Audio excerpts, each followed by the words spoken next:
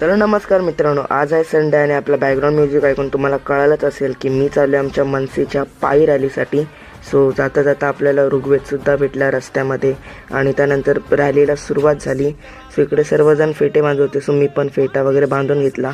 त्यानंतर आम्ही पुढे जाऊन इकडे फटाके वगैरे लावत होतो आणि हे आहेत आमचे दादा जे आता आमदारकीसाठी उभे आहेत. सो रॅली खूपच मोठी होती, फटाके वगैरे फोडले, खूप मजा आली आहे रॅलीसाठी. रॅली संपल्यानंतर आम्ही इकडे ऑफिसमध्ये आलो आणि जे गोंधळी होते त्यांचं संबळ वगैरे वाजवून बघितलं.